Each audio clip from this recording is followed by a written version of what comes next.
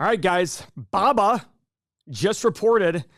It was a little whipsaw here. They were down 3%, 3.5% pre-market after they reported.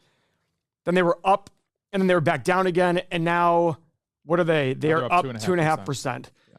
So they reported revenue of $29.12 billion versus expected of $29.61. So they missed on expectations.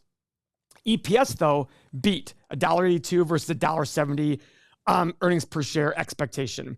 Earnings up 15%, revenue up only 3%. So if you watch this channel, we have a Baba position. I exited my Baba for tax loss harvest to offset some short-term gains I had last month. I replaced it with Baidu, and right now they're pretty much in tandem. I think Baidu's a little bit ahead, but Baidu reports on the 22nd. Yep. One thing we want to talk about, Baba just announced a $15 billion share repurchase increase. Correct. So if you've watched this channel, you know that we like share repurchases as long as they're done when the stock is grossly undervalued. So that's the question we have here.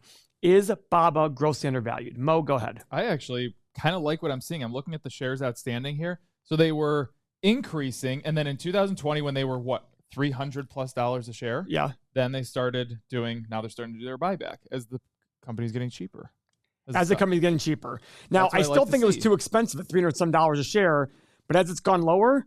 Right, but they weren't buying back shares at that point. Oh, good. They were increasing shares at that point. And now it's 2.72 is their peak, and now they're going to 2.66, and now they're going to do another $15 billion. Beautiful. That's awesome. That is awesome. So now it's up 3.3%. Suck. All right, so let's go look at the 8 pillars of Baba.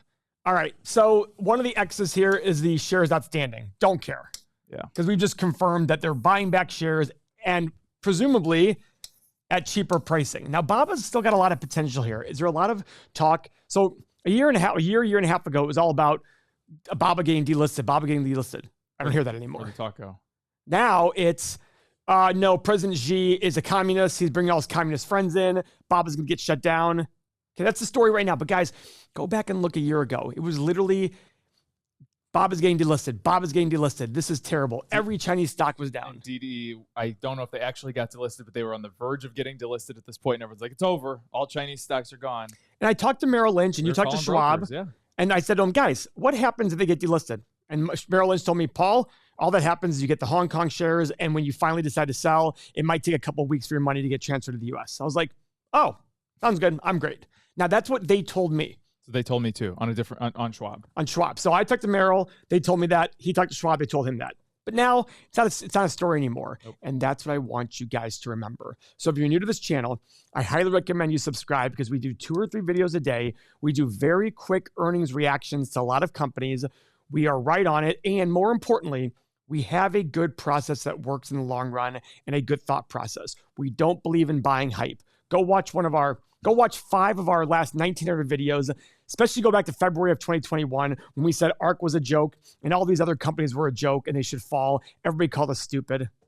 Now, have we had stocks fall? Absolutely. The difference is, what was that? This one's fallen. The difference is when our stocks fall, we reevaluate, and most times we sit there and say, our thesis is the same. Let's keep buying more shares. So let's evaluate a little bit more on Baba. So $215 billion market cap and a $275 enterprise value. That difference is basically the debt. So it's not terribly here. 5-year PE is 15 and the PE is 39 because it was a big drop in earnings. Return on invested capital, pretty decent at 10.4%. No dividend, pretty decent margin. So this is the Amazon of China. Amazon's margin is 12.9% gross margin. Wow. Yeah, Baba is 36, almost triple. Right. But bottom line profit margin in the last 5 years is 18.2 and last year 4.7. That explains why the PE is so much higher last year than over the last 5 years. Now, if you believe their earnings are going to be low for extended period of time, it's going to be more like this. I don't know what to tell you. I look at the long term and say, okay, it's probably going to be more along the long term approach of it. So let's look at what analysts are saying. Now, in our analysts, guys, this is based on the Chinese currency. So don't look at this and say, wow, they're going to make $52 per share in profit. They're selling for 80 something, not 81. This is in, but I want you to focus on the percentage growth. So they're going to go up by about 80%, according to analysts, in the next 4 or 5 years in terms of earnings per share. That's pretty solid. Revenue growth, again, going up about, what is that, 50%, 60%? Yep. So about high single digits, low double digits revenue growth. Not what it was before, and that's why the stock has fallen so much, in addition to the whole delisting fear. So when a company is growing and growing and growing, everybody loves it. Oh, this is amazing. But guys, growth does not last forever. Mm-hmm. We've said this 1,000 times, maybe 1,900 times in 1,900 videos. Growth does not last forever, and it's really hard to sustain high growth rates for a very long period of time. Right. And this COVID zero policy, yeah, it's temporary. Yeah, absolutely temporary. So take advantage of temporary interaction with the stock. Now, we're talking about EPS on a quarterly basis. I could not care less about what they're reporting quarterly. My main goal is my long-term thesis still the same? And I'm hoping that when a company reports, I was so excited this morning. I texted the group. I'm like, great, Alibaba's down 3.5%. And then I was like, damn, it's up. I get excited about short-term drops because I know people are going to overreact. Rational, yeah. If that sounds different than what makes sense to you, and you're like, this guy's crazy, subscribe to the channel because it'll make sense over the long run. You want stocks to go down so you can buy them at better prices. That is the key here. All right, so let's use our stock analyzer tool. Now, if you belong to our software, if you belong to our community, pause the video.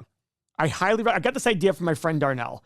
He said, Paul, whenever I watch your videos, I pause it, do my own stock analyzer tool, and then I play because I want to make sure I don't have a bias from what you and Mo say. And I think it's brilliant. So I've been recommending that to our users of our software the last few videos. Pause the video, do your own stock analyzer tool, then play. Don't have the bias of what we're saying because we could be wrong. We could be more aggressive. I don't know. The point is, this is part of the art of investing. So Mo, when you're doing this, you're doing a 10-year analysis and look at these numbers. I know. 42%. And the average person might sit there and say, oh, they grew 42% in the last 10 years per year. So I'm going to do 30. Right. It's like, well, wait a second. If you saw analyst estimates, they expected revenue growth in the next 5 or 6 years of barely double digits, high single, low double digits, right? Yep. So we're going to do our own analysis here.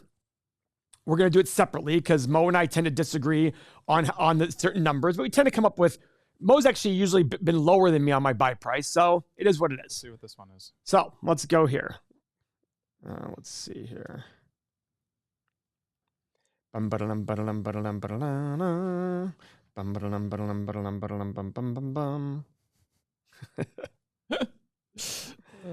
wrong with you? What was that? What is wrong with you? I don't know. That's the question Lisa asks me all the time. What is wrong with you? So I'm sitting here and I'm just, and guys, the more and more I do this, I don't remember what I did in the past. So I don't either. The whole point is to be somewhat consistent in the past. Like I'm being way lower than I used to do in the past. So my price should come lower. But I do that because when the stock falls, I want to be even more conservative because now it's coming my price range and I want to sell puts. And we'll look at that as well about the puts you can sell in the stock. And I'll have Mo pull up his Webull. So Mo. Yes. Let's do this. Revenue growth. Oh, wow. I did 4,710. So I will tell you why I did 7,911. Okay. It's a growing population over there. Yeah, it is. A lot more people, I think, are going to start using Alibaba as the decade goes forward. I will give you that. My reason. That is my reason why I did that. I will give you that, but I'm actually changing my desired return because of how conservative. I think I was really, really conservative on the low side. I think I was over the top conservative. I thought your low end was going to be 6. That was my guess in my head. Okay. So, okay. All right. Profit margin. I did 15, 18, 21. 18, 20, 22. Yeah, I think that's perfectly fine. And same for free cash flow. I did margin. 16, 19, 22. Okay. PE, 14, 16, 18. Same. Okay. Price of free cash flow. We pretty much always pick the same numbers as the PE. Desired return. 12.5, 15, 17.5. So it's interesting. I agree with you because I thought to myself, well, the whole China thing is still a high, but how conservative I was here, that's why I went lower. I agree with that. I was like sitting there going like, damn, I was so conservative here. I could even justify doing 11, which I never do 11. Go lower. Yeah. I never do 11% on the low end. So guys, the more conservative I am, the less desired return because I've already put my margin of safety in up here. If you do very low returns, very low assumptions here, and a high margin of safety here, you're kind of like really beating it up. And I get it. Do what's right for you. But you also want to be somewhat in the realm of possibility of buying the stock. So we're going to hit the analyze button. The stock is currently at 82. It's up 5% now. Of course it is. Okay. Ready? Yep. All right. I have a low price of 90 to 95, a high price of 170 to 180, and a mid price of 125 to 130. For the record, guys, I actually think BABA is worth higher than this. But the whole point is this is all green. Mo, what do you have? I have a low price of 129.50, high price of 172.50, and a middle ground of about 150. So basically the middle, we have 125 to 150. Yep. High side, we're pretty much the same number. Low side, I'm lower. But the bottom line is, guys, it's all green. So what you have to do is go out there, do your research, figure out if you want to buy the company or not. The best way to do it is go to everythingmoney.com, join our community where you get all of the software. You get thousands of investors in here. There's a whole chat dedicated to China and Alibaba in there. I'm sure people are discussing it today. Sure they are. 100% guarantee people are discussing it today. So that's the way to be, guys. The more you learn, the less you fear, and that's the goal. When I see stocks go down, I get tingles inside from excitement. I don't get scared about it. That's where I want you to be. So subscribe to the channel and check out everythingmoney.com. Thanks very much.